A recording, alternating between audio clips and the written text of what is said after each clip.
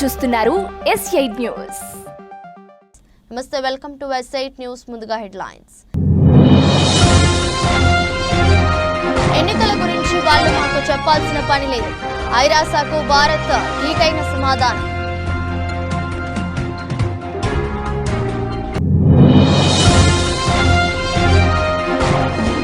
Target Rahul Gandhi.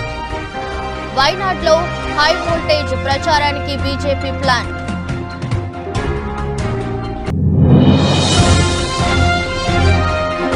Chandrababu చేసిన ఘోర తప్పిదం ఇదే. సంచలన వ్యాఖ్యలు చేసిన విజయసాయి రెడ్డి.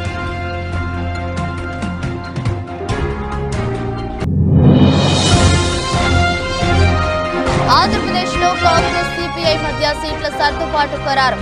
ప్రచారం ప్రారంభించనున్న ఏపీ కాంగ్రెస్ అధ్యక్షురాలు షర్మిల.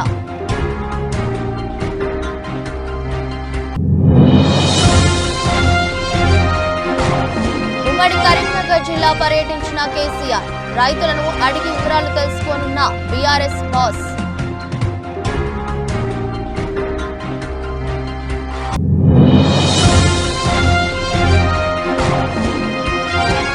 చెలరేగిన శశాంక్. గుజరాత్ పై పంజాబ్ సంచలన విజయం.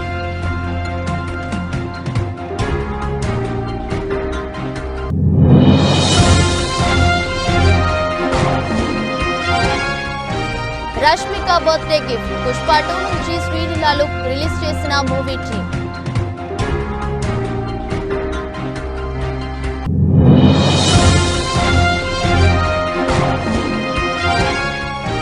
టెస్లాను హైదరాబాద్ కు రప్పించండి. ప్రభుత్వానికి కేటీఆర్ విజ్ఞప్తి.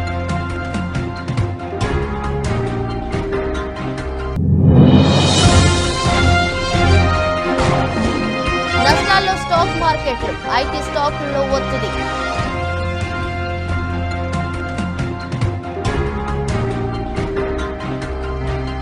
భారత్లో ఎన్నికలు స్వేచ్ఛాయుత వాతావరణంలో నిష్పక్షపాతంగా జరుగుతాయని ఆశిస్తున్నామంటూ ఐక్యరాజ్య సమితి సెక్రటరీ జనరల్ ప్రతినిధి ఇటీవలే చేసిన వ్యాఖ్యలపై భారత్ ధీటుగా బదులిచ్చింది. భారత్లో ఎన్నికల గురించి ఐక్యరాజ్య సమితి తమకు చెప్పాల్సిన అవసరం లేదని కేంద్ర విదేశాంగ మంత్రి జైశంకర్ వ్యాఖ్యానించారు. కాగా మద్యం పాలసీ కేసులో ఢిల్లీ ముఖ్యమంత్రి అరవింద్ కేజ్రీవాల్ అరెస్ట్, ప్రతిపక్ష కాంగ్రెస్ పార్టీ బ్యాంకు ఖాతాలను స్తంభింపజేయడం వంటి పరిణామాలపై ఓ విలేకరి అడిగిన ప్రశ్నలకు ఐరాస ప్రధాన కార్యదర్శి అధికార ప్రతినిధి స్టీఫెన్ డుజారిక్ మాట్లాడుతూ భారత్ సహా ఎన్నికలు జరగనున్న ఏ దేశంలోనైనా ప్రజల రాజకీయ పౌర హక్కుల రక్షణ ఉంటుందని, ప్రతి ఒక్కరూ స్వేచ్ఛగా నిష్పక్షపాతంగా ఓటు వేసే పరిస్థితులు ఉంటాయని తాము ఆశిస్తున్నట్లు చెప్పారు. ఐక్యరాజ్య సమితి వ్యాఖ్యలపై తాజాగా జైశంకర్ స్పందించారు. తన సహచర మంత్రి బీజేపీ అభ్యర్థి రాజీవ్ చంద్రశేఖర్ తరపున ఎన్నికల ప్రచారం కోసం జైశంకర్ గురువారం కేరళ వెళ్లారు. అక్కడ జరిగిన మీడియా సమావేశంలో మాట్లాడుతూ అపోహలు, అసత్యాలతో కూడిన ప్రశ్నకు బదులిస్తూ భారత ఎన్నికలపై ఐరాస ప్రతినిధి స్పందించారని జైశంకర్ వ్యాఖ్యానించారు. మన ఎన్నికలు స్వేచ్ఛగా నిష్పక్షపాతంగా జరగాలని ఐక్యరాజ్య సమితి చెప్పాల్సిన అవసరం లేదు. మాకు భారతదేశ ప్రజలు ఉన్నారు. వారే ఎన్నికలు సజావుగా జరిగేలా చూస్తారు. కాబట్టి దాని గురించి పెద్దగా చింతించాల్సిన పని లేదు అని జైశంకర్ తెలిపారు.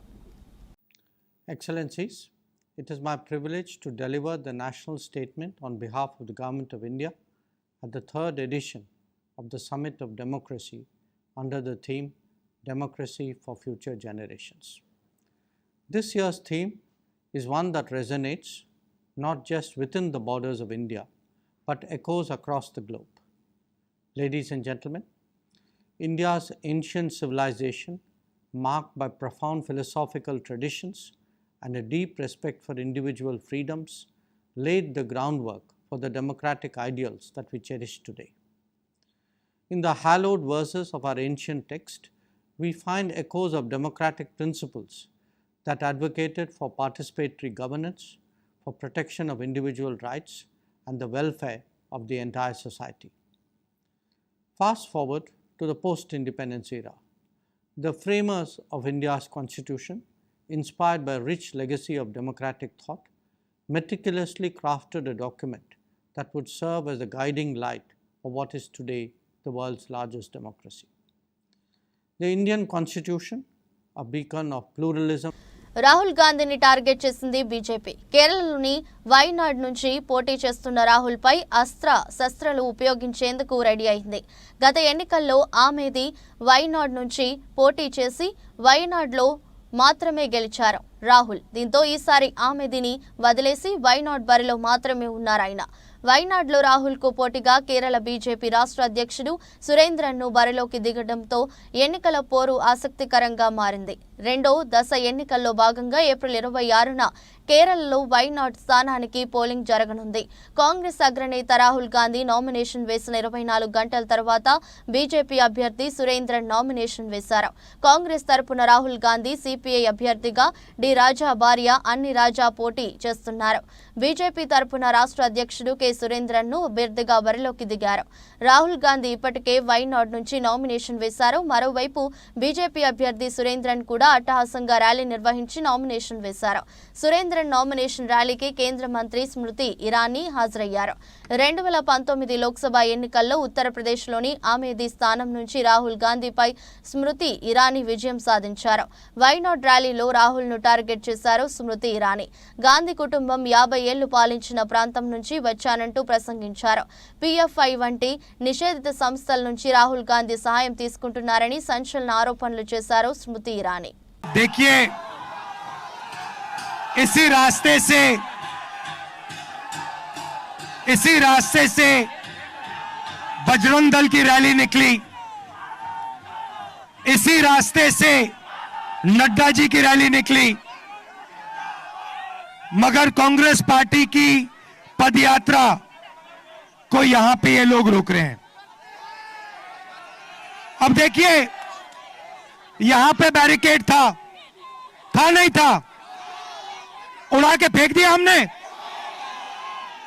हमने बैरिकेड को तोड़ के फेंक दिया, मगर हम कानून को नहीं तोड़ेंगे।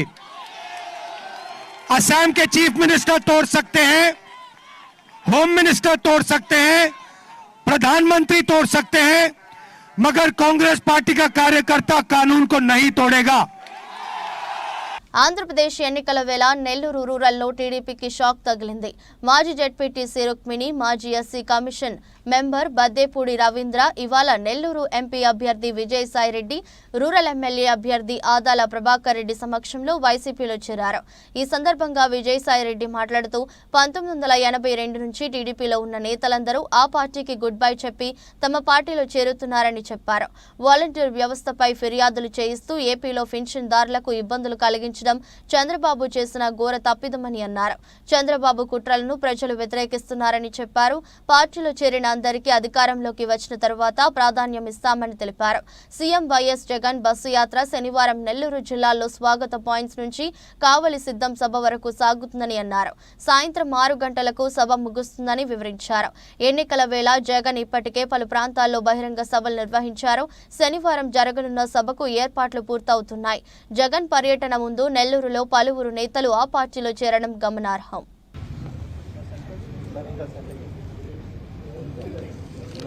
పాత్రికేయ మిత్రులందరికీ హృదయపూర్వక నమస్కారం. ఈరోజు ఆదాల ప్రభాకర్ రెడ్డి అన్న ఆధ్వర్యంలో బద్దేపూడి రవి గారు, ఆయన సతీమణి వైఎస్ఆర్ కాంగ్రెస్ పార్టీలో చేరడం చాలా చాలా సంతోషంగా ఉంది. ఎన్టీ రామారావు గారు పార్టీ స్థాపించినప్పటి నుంచి 1982లో ఆ పార్టీలో నుంచి ఇప్పటి వరకు పనిచేస్తూ ఈరోజు వైఎస్ఆర్ కాంగ్రెస్ పార్టీలో చేరడం అంటే దీన్ని బట్టి మీరు అర్థం చేసుకోవచ్చు. వైఎస్ఆర్ కాంగ్రెస్ పార్టీ జగన్మోహన్ రెడ్డి గారి జన ప్రభంజనం ఎలా ఉంది, ఎలా సంక్షేమ పథకాల పట్ల కానీ అభివృద్ధి పథకాల పట్ల కానీ ప్రజలందరూ కూడా, నాయకులందరూ కూడా ఈరోజు బీఆర్ఎస్ అధినేత కేసీఆర్ ఉమ్మడి కరీంనగర్ జిల్లా పర్యటనకు బయలుదేరారు. కేసీఆర్ వెంట బీఆర్ఎస్ నాయకులు, రైతులు భారీగా తరలి వెళ్లారు. ఎర్రవల్లిలోని తన వ్యవసాయ క్షేత్రం నుంచి కేసీఆర్ రోడ్డు మార్గాన కరీంనగర్ జిల్లాకు చేరుకుని అక్కడ ఎండిపోయిన పంటలను పరిశీలించి రైతులకు భరోసా ఇవ్వనున్నారు. మరో గంటన్నరలో కరీంనగర్ రూరల్ మండలం మొగ్దుంపూర్కు కేసీఆర్ చేరుకుంటారు. అక్కడ ఎండిన పంటలను పరిశీలించనున్నారు. రైతులతో ఏర్పాటు చేసిన ముఖాముఖిలో పాల్గొంటారు. మధ్యాహ్నం 1 గంటకు కరీంనగర్ నగర్లోని ఎమ్మెల్యే గంగుల కమలాకర్ నివాసంలో భోజనం చేస్తారు. 2 గంటలకు రాజన్న సిరిసిల్ల జిల్లా బోయిన్పల్లిలో ఎండిన పంటలను పరిశీలిస్తారు. తర్వాత 3 గంటలకు శభాష్పల్లి వంతెనపైకి చేరుకుని మధ్యమానేరును పరిశీలిస్తారు. సాయంత్రం 4 గంటలకు సిరిసిల్లలోని తెలంగాణ భవన్ కు చేరుకుని మీడియాతో మాట్లాడతారు. 5 గంటలకు తిరుగు ప్రయాణమై ఎర్రవల్లిలోని వ్యవసాయ క్షేత్రానికి చేరుకుంటారు. ఇండియన్ ప్రీమియర్ లీగ్ భాగంగా అహ్మదాబాద్లోని నరేంద్ర మోదీ స్టేడియంలో గురువారం ఇక్కడ గుజరాత్ టైటాన్స్ లో జరిగిన మ్యాచ్లో పంజాబ్ సూపర్ కింగ్స్ ఒక బంతి మిగిలి ఉండగానే 3 వికెట్ల తేడాతో విజయం సాధించింది. గుజరాత్ నిర్దేశించిన 200 పరుగుల లక్ష్యాన్ని ఛేదించేందుకు బరిలోకి దిగిన పంజాబ్ ఆటగాళ్లలో శశాంక్ సింగ్ 61, 29 బంతుల్లో 6 ఫోర్లు 4 సిక్స్లతో అజేయంగా నిలిచి జట్టుకు విజయాన్ని అందించాడు. ఫలితంగా గుజరాత్ పై పంజాబ్ 19.5 ఓవర్లలో 7 వికెట్ల నష్టానికి 200 పరుగులతో గెలుపొందింది. మిగతా పంజాబ్ ఆటగాళ్లలో ప్రభసిమ్రాన్ సింగ్, జానీ బేర్స్టో, అశుతోష్ శర్మ పరుగులతో రాణించగా జితేష్ శర్మ, సికందర్ రాజా, శిఖర్ ధావన్, సామ్ కరణ్, హరప్రీత్ బరార్ పేలవ ప్రదర్శనతో ఒకరి తర్వాత మరొకరు పెవిలియన్ చేరారు. గుజరాత్ బౌలర్లలో నూర్ అహ్మద్ 2 వికెట్లు తీయగా అజ్మతుల్లా, ఒమర్ జాయ్, ఉమేష్ యాదవ్, రషీద్ ఖాన్, మోహిత్ శర్మ, దర్శన్ నల్కండే తలో వికెట్ తీసుకున్నారు. పంజాబ్ జట్టు విజయంలో కీలక పాత్ర పోషించిన శశాంక్ సింగ్ కు player of the match award దక్కింది. అల్లు అర్జున్, రష్మిక మందన్న హీరోయిన్స్ గా నటిస్తున్న చిత్రం పుష్ప 2 సుకుమార్ డైరెక్ట్ చేస్తున్న ఈ చిత్రం శరవేగంగా చిత్రీకరణ జరుపుకుంటుంది. మొదటి పార్ట్ కి వచ్చిన హైప్ ని దృష్టిలో పెట్టుకుని సుకుమార్ ఈ చిత్రాన్ని చాలా భారీగా తెరకెక్కిస్తున్నారు. కాగా నేడు రష్మిక పుట్టినరోజు కావడంతో ఈ మూవీలో శ్రీవల్లి ఫస్ట్ లుక్ పోస్టర్ ని ఆడియన్స్ ముందుకు తీసుకువచ్చారు. పుష్ప 1 సమయంలో రిలీజ్ చేసిన ఫస్ట్ లుక్ లో రష్మిక చాలా సింపుల్ గా పల్లెటూరి అమ్మాయిలా కనిపించారు. ఇక ఈ సెకండ్ పార్ట్ నుంచి రిలీజ్ చేసిన ఫస్ట్ లుక్ పట్టు చీర, ఒంటి నిండా నగలు, కాటుక కళ్ళతో పవర్ఫుల్ లేడీగా కనిపిస్తున్నారు. ఈ సెకండ్ పార్ట్ లో శ్రీవల్లి పాత్ర కూడా పుష్పలా పవర్ఫుల్ గా ఉంటుందని రష్మిక గతంలోనే చెప్పారు. ఇప్పుడు ఈ పోస్టర్ చూస్తుంటే అది నిజమే అనిపిస్తుంది. ఎలక్ట్రిక్ కార్ల తయారీలో ప్రపంచ దిగ్గజ కంపెనీ టెస్లాను తెలంగాణకు రప్పించేందుకు రాష్ట్ర ప్రభుత్వం కృషి చేయాలని బీఆర్ఎస్ వర్కింగ్ ప్రెసిడెంట్ కె తారక రామారావు ప్రభుత్వానికి విజ్ఞప్తి చేశారు. టెస్లా బృందాన్ని ఆహ్వానించి ఇక్కడి ప్రగతిశీల పారిశ్రామిక విధానాలపై వారికి అవగాహన కల్పించాలని ఎక్స్ వేదికగా సూచించారు. టెస్లా కంపెనీ భారత్లో 2 నుంచి 3 బిలియన్ డాలర్ల పెట్టుబడితో ఎలక్ట్రిక్ కార్ల తయారీ ప్లాంట్ను నెలకొల్పేందుకు ముందుకొచ్చిందని, ఇందుకు దేశంలో సరైన ప్రాంతాన్ని అన్వేషిస్తుందని పేర్కొన్నారు. ఈ నేపథ్యంలో టెస్లాను హైదరాబాద్కు తెచ్చేందుకు ప్రభుత్వం కృషి చేయాలన్నారు. గత కేసీఆర్ ప్రభుత్వం ప్రవేశపెట్టిన పారిశ్రామిక అనుకూల విధానాలతో పెద్ద ఎత్తున దిగ్గజ కంపెనీలు రాష్ట్రంలో ఏర్పాటయ్యాయని గుర్తు చేశారు. ఎలక్ట్రిక్ కార్ల పరిశ్రమ ఏర్పాటుకు రాష్ట్రంలో తగిన ఎకోసిస్టమ్ ఉన్నదని పేర్కొన్నారు. అమర్ రాజా కంపెనీ మహబూబ్ నగర్ జిల్లాలో భారీ స్థాయిలో బ్యాటరీల తయారీ పరిశ్రమను ఏర్పాటు చేస్తుందని, మహీంద్రా అండ్ మహీంద్రా కంపెనీ ట్రాక్టర్లు, కమర్షియల్ వాహనాల తయారీ పరిశ్రమను జహీరాబాద్ నిర్వహిస్తుందని, అదే ప్రాంతంలో హ్యుందాయ్ కంపెనీ 1400 కోట్ల పెట్టుబడితో టెస్టింగ్ ట్రాక్ ను ఏర్పాటు చేస్తుందని వివరించారు. ఈ నేపథ్యంలో టెస్లా వంటి కంపెనీ రాకతో రాష్ట్రంలో ఆటోమొబైల్ రంగానికి, ముఖ్యంగా ఎలక్ట్రిక్ వాహనాల తయారీకి మరింత అనుకూల వాతావరణం ఏర్పడుతుందన్న ఆశాభావాన్ని వ్యక్తం చేశారు.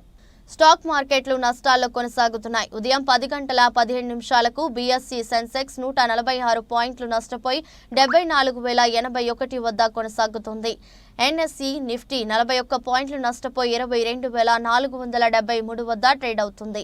బీఎస్ఈ 30 ఇండెక్స్ లో HDFC Bank, M&M, Kotak Mahindra Bank, Sun Pharma, Bajaj Finserv, Nestle India, Hindustan Unilever, SBIN, ITC, Titan లాభాల్లో కొనసాగుతున్నాయి. NTPC, HCL Tech, TCS, Power Grid, Asian Paints, Reliance, Infosys, Tata Motors, Bharti Airtel, Wipro, Maruti, ICICI Bank, Tech Mahindra, IndusInd, Bajaj Finance, Tata Steel, UltraTech Cement, JSW Steel, Axis Bank, L&T నష్టాల్లో trade అవుతున్నాయి.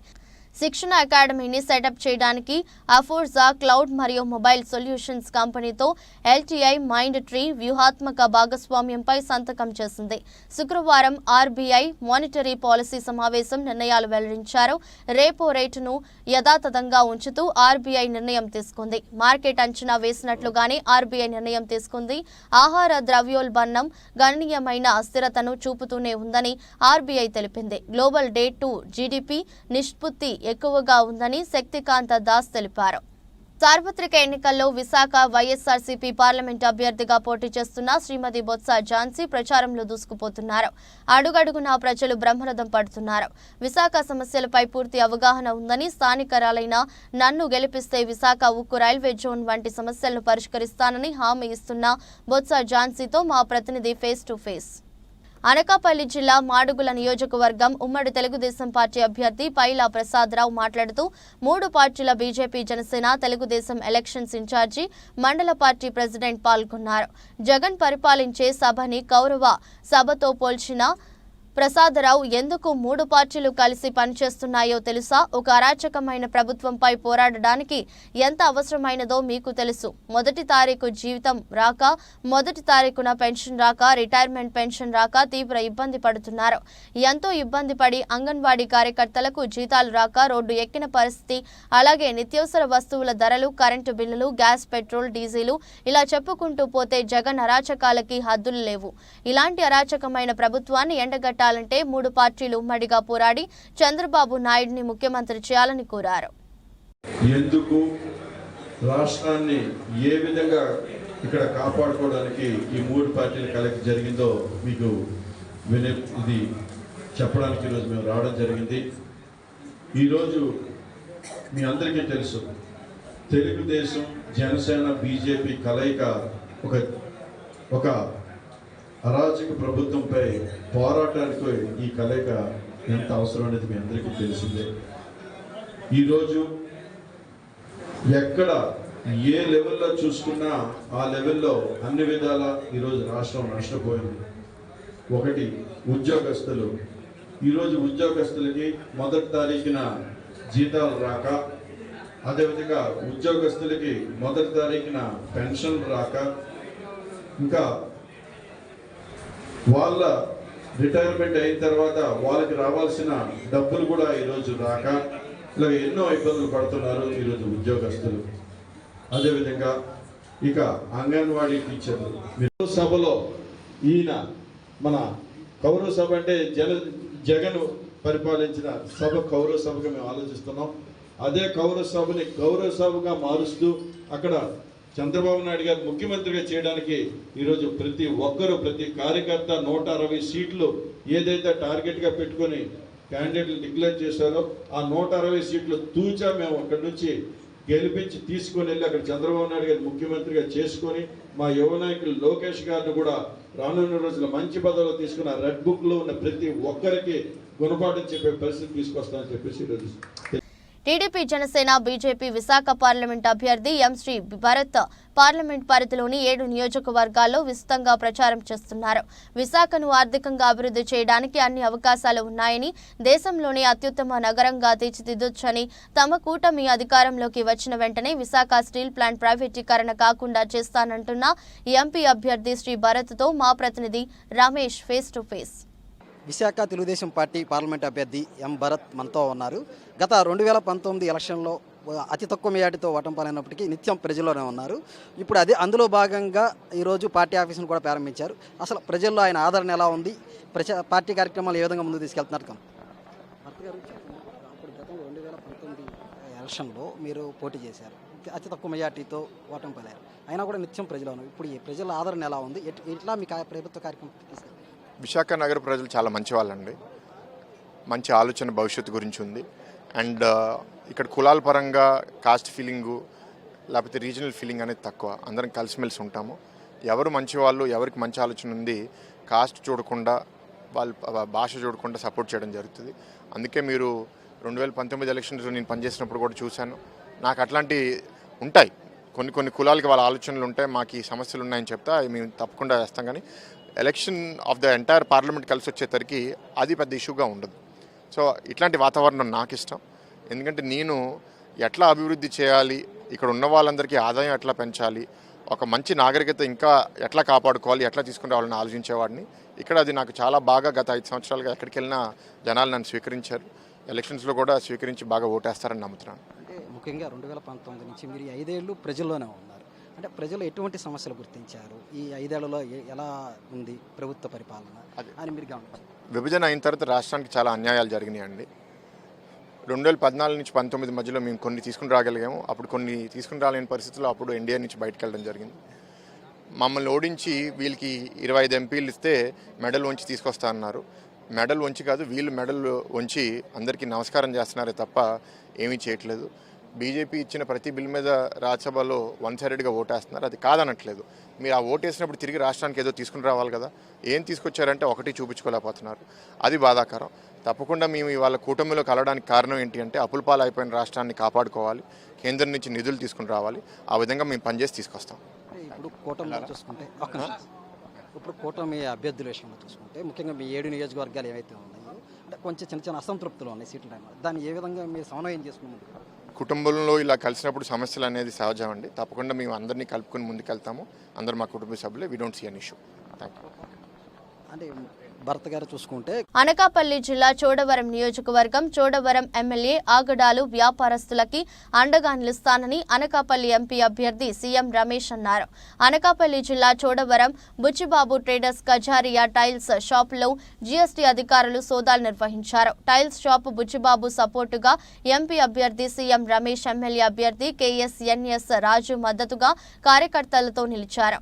గత ఎలక్షన్లలో ₹1 కోటి ధర్మశ్రీకి ఇచ్చాం, ఇప్పుడు 4 రోజులుగా డబ్బులు ఇమ్మని వేధిస్తున్నాడు, ఇవ్వము అన్నందుకే ఈ వేధింపులు అని బాధితుడు వాపోయాడు. స్థానిక ఎమ్మెల్యే ధర్మశ్రీ డౌన్ డౌన్ అంటూ నినాదాలు చేశారు. అధికారులు దౌర్జన్యం నశించాలంటూ కార్యకర్తలు నినాదాలతో హోరెత్తిస్తున్నారు. మీరు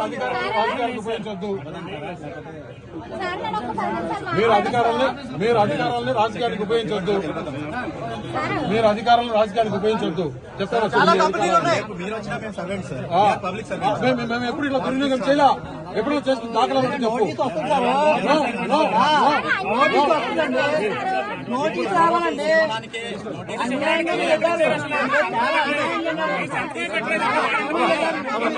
నోటీస్ ఇవ్వలేదు, ఏమీ ఇవ్వలేదు. నెక్స్ట్ ఏమో మనకి వచ్చిన వెంటనే అందరు ఫోన్లు ఆఫ్ చేస్తారు. ఫోన్లే అయిపోయింది అంటే మాకు నోటీస్ ఇవ్వాలి కదా, ఇచ్చిన తర్వాత చెక్ చేయాలి. ఓకే, అది అయిపోయిన తర్వాత ధర్మశ్రీ అండ్ వీళ్ళు ఆఫీసర్స్ కలిపి మా వ్యాపార నిమిత్తం ఇక్కడ ఉంచుకున్న 25 లక్షలు పట్టుకొని వెళ్ళిపోయారండి. మాకు ఎలాగైనా న్యాయం జరగాలి. న్యాయంగా 200 మంది 300 మందికి ఇక్కడ మనం ఉపాధి కల్పిస్తున్నాం, న్యాయంగా వ్యాపారం చేసుకుంటున్నాం, వ్యవసాయం చేసుకుని ఇక్కడ వరకు వచ్చాము. ఫ్యామిలీ మొత్తం పొద్దున్న నుండి సాయంత్రం వరకు కష్టపడి వ్యాపారం చేసుకుంటాం. మనం అన్యాయంగా చేసేది ఏమీ లేదు. వాళ్ళు అన్యాయంగా మన దగ్గరకు వచ్చి మా నగదంతా దోచుకొని వెళ్ళిపోయారండి. మీరే ఎలాగైనా న్యాయం చేయాలి. ఇది ధర్మశ్రీ అండ్ ఈ ఆఫీసర్స్ కలిపి చేసిన కుట్ర. మిగతా షాపులన్నీ కూడా రన్ అవుతున్నాయండి. వాళ్ళ దగ్గరికి వెళ్ళలేదు, మా దగ్గరికి వచ్చారు అంతే. మిగతా వాళ్ళ షాపులన్నీ రన్ అవుతున్నాయి. ఓన్లీ మేము ఎందుకంటే నాన్నగారు వాళ్ళకి ఓటు వేయను అన్నారు. ఓటు వేయము, మీరు చేసిందంతా అక్రమం, అన్యాయం, ప్రజల దగ్గర అందరి దగ్గర దౌర్జన్యంగా దోచుకున్నారు. సో మేము మీకు ఓటు వేయమని ముఖాముఖిగా చెప్పేసిన తర్వాత మన దగ్గరికి వచ్చి పంపించి ఇలా కావాలని చేయించారు. ఇదంతా మొత్తం కంప్లీట్ గా వాళ్ళు ప్రీ ప్లాన్ గా చేసి మా దగ్గర ఎలాగైనా మమ్మల్ని మోసం చేసి మన దగ్గర డబ్బంతా లాగి వాళ్ళ ఎలక్షన్ యూజ్ చేద్దామని చేసిన ప్లాన్ అండి ఇది. మా దగ్గర మాకున్న మేము వ్యవసాయం నిమిత్తం పెట్టుకున్న 25 లక్షలు వాళ్ళు పట్టుకెళ్లిపోయారు. మాకు ఎలాగైనా మీరే న్యాయం చేయాలి, మాకు ఆ డబ్బు తిరిగి రావాలి. Thank you. భారత మాజీ ఉప ప్రధాని బాబు జగజీవన్ రామ్ 116వ జయంతి ఉత్సవాలు మహబూబాబాద్ పట్టణంలో మదర్ తెరీసా సెంటర్లోని బాబు జగజీవన్ రామ్ విగ్రహం వద్ద జరిగాయి. ఈ కార్యక్రమానికి ముఖ్య అతిథిగా హాజరైన జిల్లా collector and magistrate Advait Kumar Singh, SP Sudhir Ramnath Kekan, అదనపు కలెక్టర్లు, స్థానిక సంస్థలు, లెనిన్ వత్సల్, టోప్హో డేవిడ్లు ఆయన విగ్రహాలకు పూలమాలలు వేశారు. అనంతరం వారు మాట్లాడుతూ బాబు జగజీవన్ రామ్ ఆశయాలను ప్రతి ఒక్కరూ ఆలోచించాలని, కాపాడాలని, ఈ సందర్భంగా వారిని ఘనమైన నివాళులర్పిస్తున్నట్లు తెలిపారు. ఈ కార్యక్రమంలో జిల్లా అధికారులు, Mahabubabad RDO Alivelu, municipal commissioner Ravinder, tehsildar Bhagwan Reddy, hostel welfare officer సిబ్బంది, వివిధ రాజకీయ కుల ప్రజా సంఘాల నేతలు పూలమాలలు వేసి బాబు జగజీవన్ రామ్ విగ్రహానికి పూలమాలలు వేసి నివాళులర్పించారు. బలవంతమైన వర్గాన్ని, చైతన్యవంతమైన వర్గాలు మొత్తం కూడా వెనకకు నెట్టివేసిన అగ్రకుల అహంకారం మాటలు తప్ప మనం ఎన్నడూ కూడా బలహీనం అని చెప్పి బలహీన వర్గాలం అని చెప్పి చెప్పుకోవడం మాత్రం తప్పు. ఎందుకంటే ఈరోజు 100% ఈ దేశంలో మనమేమున్నాం. దామాషా పద్ధతి ప్రకారం మన అధికారాన్ని మన రాజ్యాన్ని మనం అడగవలసిన అవసరం ఉన్నది. బలహీనులు అని చెప్తున్న మన బలహీనం చేస్తున్నారు. కానీ మన బలహీనం ఆ తర్వాత ప్రతి ఒక్క గవర్నమెంట్లో, కాంగ్రెస్ గవర్నమెంట్లో కానివ్వండి, తర్వాత జనతా గవర్నమెంట్లో కానివ్వండి, పెద్ద పదవులను అధిరోహించి బడుగు బలహీన వర్గాల యొక్క హక్కుల కోసం పోరాడిన యొక్క జగన్ గారిని మనం ఎంతో ఆదర్శంగా తీసుకోవాల్సిన అవసరం ఉంది. వారి ఆశయాల్ని మనం ముందుకు తీసుకెళ్లాల్సిన అవసరం ఉన్నది. ఎందుకంటే ఆ రోజుల్లో ఎంతో పీడనకు గురైన ఈ యొక్క బడుగు బలహీన వర్గాలకు ఒక ఆశాజ్యోతిగా ఒక కంటిన్యూగా, అది కూడా ఒక మధ్యలో లేకుండా కాకుండా మొత్తం ఆయన జీవిత చరమాంకం వరకు కూడా ప్రజాసేవలో అత్యున్నత ఎంతో గర్వకారణంగా నిలిచిపోయాయి. కాబట్టి అలాగే వారి కుమార్తె తెలంగాణ రాజ్యం, తెలంగాణ ఉద్యమంలో ఉవ్వెత్తున పోరాటం జరుగుతూ ఉంటే పార్లమెంట్లో ఆమె స్పీకర్గా ఉండి తెలంగాణ బిల్లుని పాస్ చేసిన ఘనత జగ్జీవన్ రామ్ కుటుంబానికి వాళ్ళకే చెందుద్దని మనస్ఫూర్తిగా కోరుకుంటూ వారి పుట్టినరోజు సందర్భంగా మహబూబాబాద్ జిల్లా ప్రజలందరికీ శుభాకాంక్షలు తెలియజేస్తా ఉన్నాం. బలహీన వర్గాల్లో పుట్టి ఉన్నతమైన విద్యను అభ్యసించి మరి ఎస్సీల కొరకు, మరి అదేవిధంగా బడుగు బలహీన వర్గాల కొరకు వినలేని సేవలు చేసి మరి వారు మరి ఇల్లు లేని నిరుపేదలకు ఇల్లు నిర్మించి మరి బాబాసాహెబ్ అంబేద్కర్ గారు ఏదైతే మార్గంలో పోయిండో ఆ మార్గాన్ని అనుసరించి మరి ఈరోజు భారతదేశాన్ని ఆంధ్రప్రదేశ్లో కాంగ్రెస్ సిపిఐ మధ్య సీట్ల ఒప్పందం కుదిరింది. ఒక ఎంపీ 8 అసెంబ్లీ స్థానాల్లో సిపిఐ పోటీ చేయనుంది. గుంటూరు పార్లమెంట్ స్థానాన్ని సిపిఐకి కేటాయించింది కాంగ్రెస్ పార్టీ. విజయవాడ, పశ్చిమ విశాఖపట్నం, పశ్చిమ అనంతపురం, పతికొండ, తిరుపతి, రాజాంపేట, ఏలూరు, కమలాపురం లోక్సభతో పాటు ఆంధ్రప్రదేశ్ ఎన్నికల షెడ్యూల్ ఇప్పటికే విడుదలైన విషయం తెలిసిందే. అసెంబ్లీ ఎన్నికలకు ఈ నెల 18న నోటిఫికేషన్ విడుదల కానుంది. కాంగ్రెస్ మొదటి జాబితాని ఇప్పటికే విడుదల చేసింది.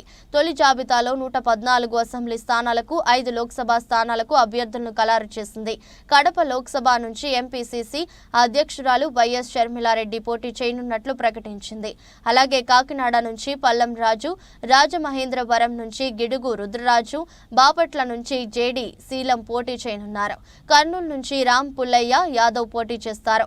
ఏపీలో ఓటింగ్ మే 13న ఉంటుంది. ఎన్నికల ఫలితాలు జూన్ 4న విడుదలవుతాయి. ఇవన్నీ ఒక ఎత్తు అయితే ఈరోజు రాజశేఖర రెడ్డి బిడ్డ కడప పార్లమెంటుకు పోటీ చేయడానికి కారణం అదే జగన్మోహన్ రెడ్డి గారు. ఎవరైతే రాజశేఖర రెడ్డి గారి తమ్ముడు వివేకానంద రెడ్డి గారిని హత్య చేశారో మళ్లీ ఆ హత్య చేసిన వాళ్ళకే జగన్మోహన్ రెడ్డి గారు మళ్లీ ఎంపీ టికెట్.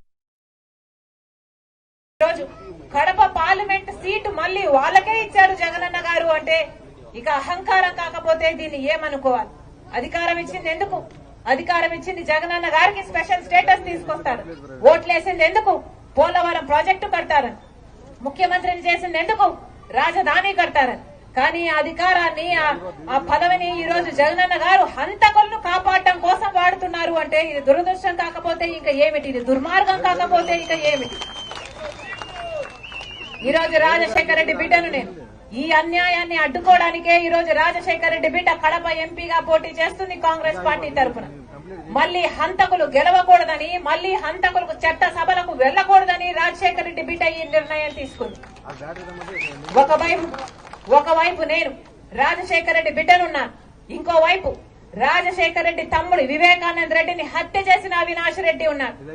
ఎవరిని ఎంచుకుంటారో నిర్ణయం మీ చేతుల్లోనే ఉంది. ఒకవైపు న్యాయం కోసం నిలబడ్డ నేనున్నాను, ఇంకోవైపు అధికారాన్ని వాడుకుంటున్న అవినాష్ రెడ్డి ఉన్నాడు. వార్తలు ముగించే ముందు మరోసారి హెడ్లైన్. ఎన్నికల గురించి వాళ్ళు మాకు చెప్పాల్సిన పని లేదు. ఐరాసాకు భారత్ నీటైన సమాధానం.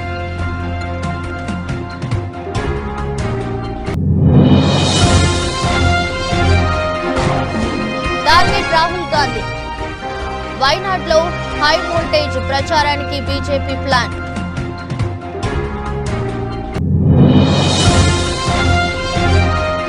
చంద్రబాబు చేసిన ఘోర తప్పిదం ఇదే. సంచలన వ్యాఖ్యలు చేసిన విజయసాయిరెడ్డి.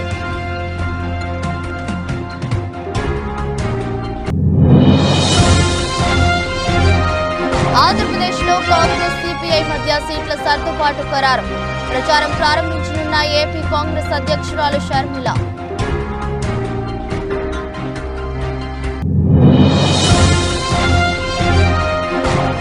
ఉమ్మడి కరీంనగర్ జిల్లా పర్యటించిన కేసీఆర్.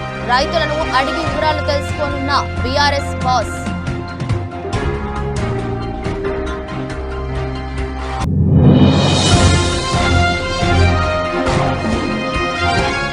చెలరేగిన శశాంక్. గుజరాత్ పై పంజాబ్ సంచలన విజయం.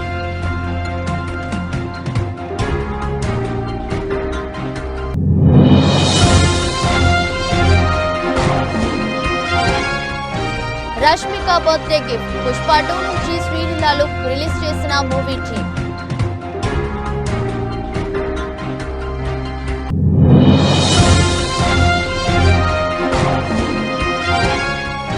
టెస్లాను హైదరాబాద్ కు రప్పించండి. ప్రభుత్వానికి కేటీఆర్ విజ్ఞప్తి.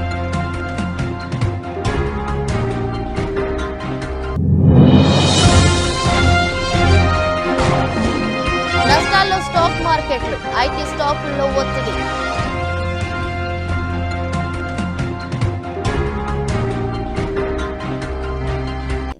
ఇదరస్టు బులెటిన్ మరో బులెటిన్లో మళ్ళీ కలుద్దాం. అంతవరకు సెలవు. నమస్కారం.